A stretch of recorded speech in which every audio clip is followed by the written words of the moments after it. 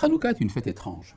Elle raconte l'histoire d'une confrontation entre Israël et sa tradition et le monde hellénistique. Or, cette relation entre Israël et le monde hellénistique n'est pas tout à fait une opposition totale. En effet, nous savons que les sages d'Israël ont dénommé les sages de Grèce du nom de sages, Chachmei Yavan.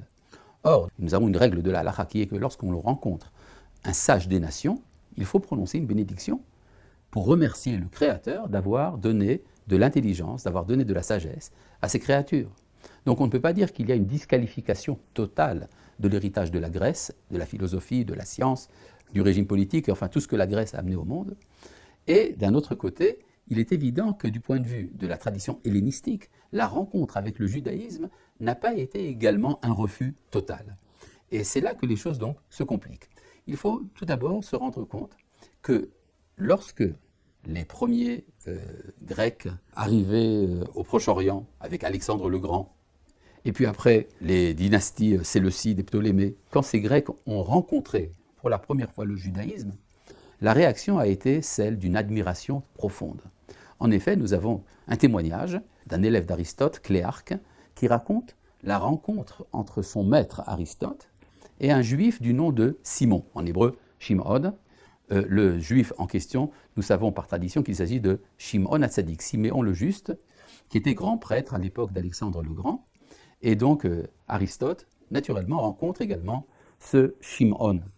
Et il raconte que son maître, enfin Cléarque raconte que son maître Aristote a été fortement impressionné par la sagesse de ce juif, de ce judéen comme on disait à l'époque, et qui était tellement sage et tellement érudit qu'on pouvait s'imaginer qu'il était un grec. Alors, c'est là que commence déjà le problème. Ça veut dire que la civilisation hellénistique juge l'autre en fonction de sa conformité au système de concepts qui est le sien. C'est-à-dire l'idée qu'il pourrait y avoir chez les Hébreux quelque chose d'autre à dire que ce que dit la philosophie grecque, par exemple, ne traversait pas l'esprit d'Aristote. Mais, malgré tout, il y a quand même admiration. Quand nous passons quelques générations plus tard au temps de Ptolémée II, qui a décidé de traduire la Torah en grec, il faut comprendre que du point de vue des Ptolémées, c'était un jour de fête. La traduction de la Torah en grec était considérée comme un événement extraordinaire.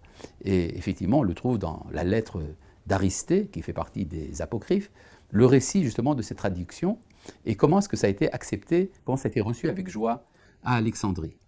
Or, il faut bien comprendre que la traduction de la Torah en grec est un problème du point de vue de la tradition d'Israël. En effet, nous avons des sources rabbiniques qui nous disent, qui présentent ça comme le jour où la Torah a été traduite en grec, il y a eu de l'obscurité dans le monde pendant 3 jours, et ce jour-là était dur pour Israël, comme le temps de la fabrication du veau d'or. Alors, on peut s'étonner, alors que les Grecs ont fait ça par admiration.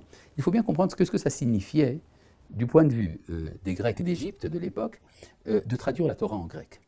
Ça voulait dire qu'on considérait que la Torah était un contenu de sagesse extraordinaire qui a été conservé par le peuple d'Israël. Et que le moment était venu de sauver ce texte de l'oubli en le traduisant dans la langue de la culture générale. La culture générale, donc la culture par excellence, la culture absolue, étant celle des Grecs, en fait, toute autre culture ne serait qu'un cas particulier de cette culture. Par exemple, le judaïsme serait une des manières d'être grec. Être égyptien, c'est une autre manière d'être grec. Mais on peut dire que l'horizon ultime de la culture, ça serait ce qui serait défini par le grec. Et donc la Torah devra être traduite en grec pour avoir sa place d'honneur dans la bibliothèque d'Alexandrie, à côté des œuvres d'Aristote, de Platon. Alors il y aura également la loi de Moïse. Donc en fait, il y a ici un malentendu, parce que la Torah n'est pas une sagesse. La Torah est une parole. C'est une parole sage, sans aucun doute. C'est la parole du Créateur, mais c'est une parole. Or, une parole est adressée à un interlocuteur.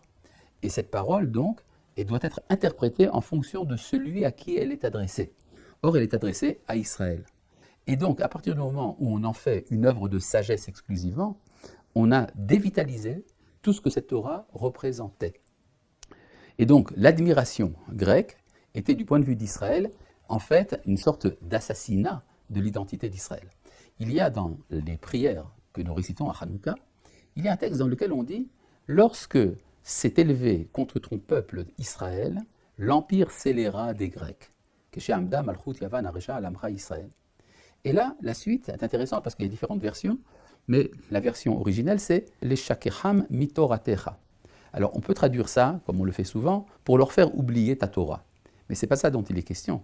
C'est en fait, les Ashkiram mitoratecha, ça veut dire les faire oublier de la Torah. C'est-à-dire que les Grecs ont bien voulu prendre la Torah, mais ont refusé l'identité nationale d'Israël.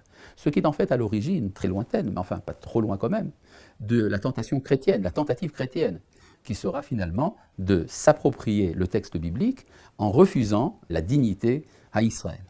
Et on peut dire donc de ce point de vue-là, ce qui s'est passé par la suite avec les persécutions d'Antiochus qui ont amené la révolte des Maccabées contre les Grecs et finalement la restauration du temple de Jérusalem, tout cela était déjà, on pourrait dire, en racine dans la première rencontre et le premier malentendu entre la civilisation grecque et la civilisation d'Israël. Et donc on peut comprendre maintenant pourquoi cette fête est appelée la fête des Lumières. Nous connaissons tous le miracle de la fiole, mais c'est beaucoup plus large que ça. En effet, la fiole est un récit intérieur qui est resté, on pourrait dire, pratiquement en secret au sein du judaïsme. Le miracle de la fiole n'apparaît pas, par exemple, dans les livres des Maccabées, ni dans Flavius Joseph, mais on parle de la fête des Lumières malgré tout. Eh bien, on peut se demander, et pourquoi la fête des Lumières? Parce que la tradition rabbinique considère que l'obscurité, celle dont il est question déjà dans la création du monde, lorsqu'il y avait obscurité à l'origine du monde, eh bien cette obscurité est identifiée comme étant la Grèce. Or, c'est extrêmement surprenant, parce que si déjà la Grèce a fait quelque chose dans le monde, elle a amené la lumière. Il y a eu la lumière de la philosophie, de la science, de la démocratie, de beaucoup d'éléments, d'esthétique, l'art. Tout cela nous vient de la Grèce. Or, dire que ça c'est de l'obscurité, ça pourrait être accusé d'obscurantisme. Mais justement, c'est parce que nos sages considéraient que la Grèce était une source de lumière. Et que la Torah aussi est une source de lumière. Il y a rivalité entre deux lumières. Quand deux lumières s'affrontent, c'est là qu'il y a obscurité. Et donc, c'est justement par rapport à la lumière de la Grèce qu'est apparue la lumière d'Israël. Or, cette lumière d'Israël était nécessaire justement au temps où cela s'est passé. En effet, lorsqu'il y a l'affrontement, on pourrait dire la rencontre entre la civilisation grecque et la civilisation d'Israël, c'est un temps où les prophètes se sont déjà tus. Il n'y a plus de prophètes en Israël. Parce que tant qu'il y avait des prophètes dans le monde, l'affirmation grecque comme quoi la Torah ne serait qu'une sagesse et donc elle doit être indexée à l'universel, eh bien cette affirmation ne pouvait pas être formulée. Parce qu'il était évident que quand Dieu parle, il parle avec son peuple. Mais c'est justement à partir du moment où cette révélation a cessé qu'il a été possible de penser que finalement Israël devait se fondre dans l'univers de la civilisation générale, de ce qu'on appelle la culture générale. Or, il était problématique pour les Maccabées de fêter véritablement la fête des Lumières lors de la victoire contre les Grecs. En effet, parce qu'on pouvait se dire, c'est vrai qu'il y a eu victoire militaire, mais une victoire militaire ne prouve pas que la thèse fondamentale des Grecs est fausse. C'est pour cela qu'il a été nécessaire qu'il y ait le miracle de la fiole. C'était une sorte de clin d'œil. On pourrait dire dans un temps où la présence divine, le discours direct et immédiat de Dieu à son peuple n'est plus évident, il a fallu quand même qu'il y ait un clin d'œil d'en haut qui nous dise, non, non, même dans ce temps-là, Israël n'est pas abandonné. Vous savez, on dit souvent, il y a un terme qui était employé avant, il y a longtemps, on appelait ça l'histoire sainte. Quand on parle d'histoire sainte, cela suppose qu'il y a une histoire sainte et une histoire profane. Mais on peut dire que c'est exactement le contraire. Ce que la Bible nous enseigne, c'est que l'histoire est sainte. Et donc, même quand il n'y a pas révélation, il y a toujours présence du Créateur à travers l'histoire de son peuple. Et donc, sa mission n'est pas achevée et il continue d'illuminer le monde.